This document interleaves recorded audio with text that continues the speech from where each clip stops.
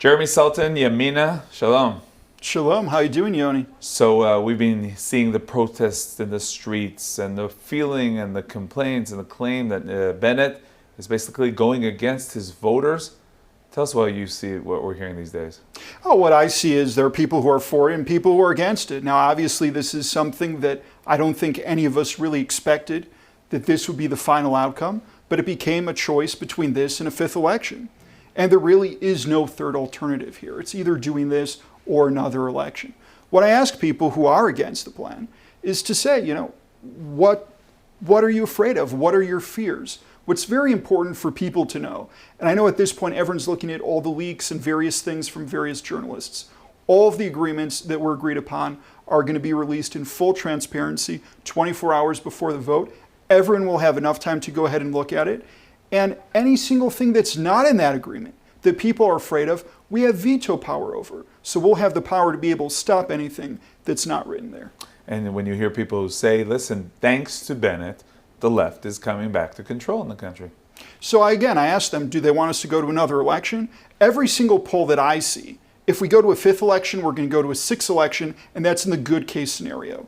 In the bad case scenario, because of the splintering of the right between Bennett and Saar and Lieberman and Smotrich and the Likud and the Haredi parties, let's be honest, on the left, they're very much unified. If we go into another election, the best case scenario is we have a sixth election. The worst case scenario is that you have a left-wing government without any need for Bennett, Saar, or anybody else, and then we'll be in a much worse place. Throughout the weeks of the campaign before this elections, it was kind of obvious to anyone who listened to Bennett that this was one of the scenarios. He promised that he will not leave the right and he will join Netanyahu if there's 61, but it was obvious that if there's not 61, he'll look into other options. What happened at the end with all these videos that we're seeing of Bennett saying, in no way will I be with Lapid? Do you think it was a mistake of the campaign? I think it was very clear to most people who paid attention throughout the entire campaign that we had two central campaign promises. One was for Naftali Bennett to be prime minister of the state of Israel, and the second one was to avoid a fifth election. Those were the two things that we said in every single parlor meeting. And as I'm sure you know, when you get into a lot of these meetings or rallies, you end up having the follow-up questions. Well, how are you going to accomplish those two things?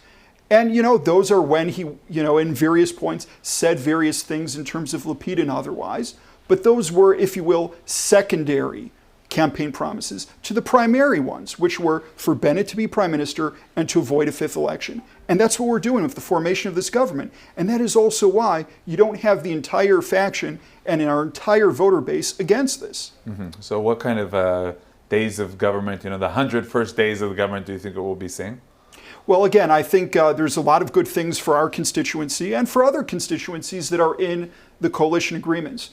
Pretty much as you can expect, we're going to all hit the ground running and try to accomplish as much as we can in terms of what's there within the agreements. And then once we get past that, we can get into the point of dealing with other issues. And like I said, with this veto power, where both the right and the left can block any initiative that the other one doesn't like, everything will have to be done through consensus. So I believe a majority of the things that we're going to be able to do are going to be up front. And there's also a very positive and important and significant term that is being used these days is the word unity. Maybe having all parts of society feel part of this new government. I don't think that's a maybe. I think that's a for sure. This is the first time in Israel's history that we're going to have a true unity government, where all segments of the Israeli population are going to be represented. For sure, we had certain ones that might have had even over 100 MKs back in the day if you're looking at the 6-Day War. But this is the first time that you have one that's going to be represented by the right and the left, by religious and secular, by immigrants such as ourselves, and veteran Israelis, and yes, also Jews and Arabs. This is a very, very different thing compared to what we've seen. Hundreds of thousands of Israelis will feel not represented. I'm talking about the voters of the Likud, 30 mandates. Do you think that the next stage we will see them, maybe after Netanyahu's era, joining this big government? I can't speak to what's going to happen in the post-Netanyahu period. I think there are many different scenarios, and we're not there yet. Netanyahu was chosen by the Likud. to lead them for the entire Knesset term, unless he chooses from his own free will to go ahead and leave that position, which I do not expect that he will serve as the opposition leader. What happens after he leaves? I really think that all the options are open. But like I said, I don't see that becoming something that we're going to be talking about certainly not over the next year or so.